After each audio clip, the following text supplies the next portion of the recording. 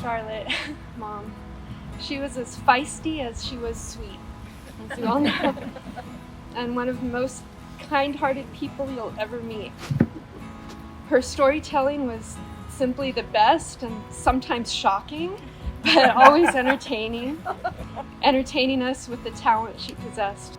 The impact that someone like Charlotte has had on our lives will be with us. And, as they say, we can pass it forward.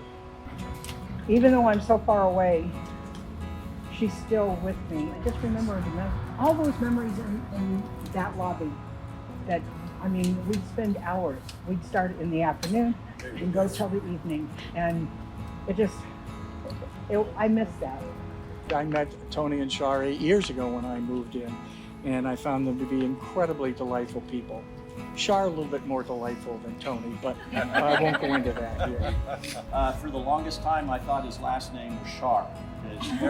Everybody, because there were a lot of people that would always say, Tony Shar, Tony Shar, everything's Tony Shar. I can't speak this Shar because it really is the two, everything, it was a partnership that just went together like the few others I've seen. I got to know Charlotte. I found out that we had some things in common.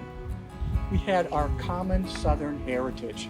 Char was born and raised in Arkansas, and I was born and raised in Tennessee. So we immediately started talking about what it was like to be in the South. I'm from Arkansas, and she's from Arkansas. So we just started to bond, and then it just went on over the years, and we just got closer and closer and closer. So I miss her so much. I condensed 56 years into 2.5 pages, trying to cover as much as I could. This is in her own words, in our wedding book. We met February 17, 1965, at the Trade Winds Drive-In. Our first date was Friday night, the 23rd of February. We double dated with Fred Nicholas and Sherry Schussler. We played pool all night. She had pool underlined. She never let me live that down. Then at the Trade Winds, there was a former schoolmate of mine named Dane. She asked him about me, I asked about her. When Dane told her my age, I was 1.5 years younger than her, she said, "Oh no, he's too young." Well, I convinced Dane to say he was thinking of my younger brother. It worked. I don't have a brother. We became engaged the 1st of August following a party at Brian Beverly's house. Then on May 14, 1966, 1 p.m., she became Miss Charlotte Roper. On February 27, 1969, a baby boy was born, which we were fortunate enough to adopt a few weeks after birth. August 3, 1971, a baby girl was born, which again we were fortunate enough to adopt.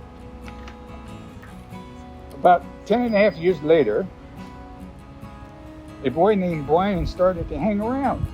And 40 years later, he and his family are still part of our family.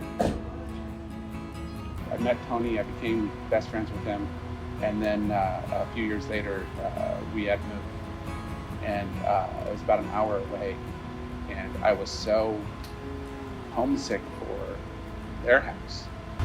Growing up, our house was the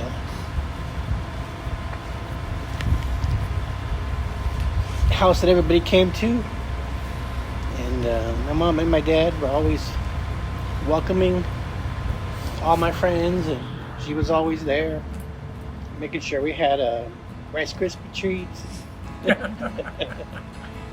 soup and juice and all kinds of snacks through the years. And there were two main dishes that I remember growing up that she made that we couldn't get enough of. One was Mexican chicken, and the other one was her homemade mac and cheese. And if ever that was made, I don't care if I was at home or not, I would make my way over there to have some of her food. She was just a sweet, kind-hearted, beautiful person. I met Anthony and his family, Tony and his family, when I was like 12, 13 for Boy Scout.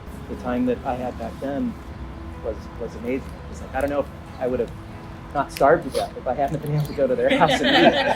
It's just like, there's so much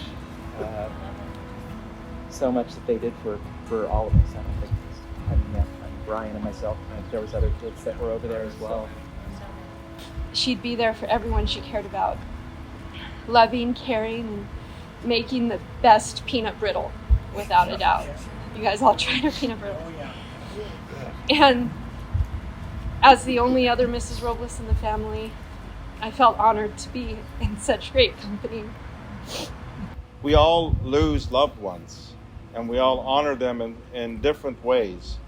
But more importantly, when we recall what they did for others, that's when they really leave a legacy.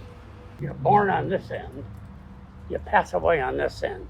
And Charlotte, I'll meet you on the other side.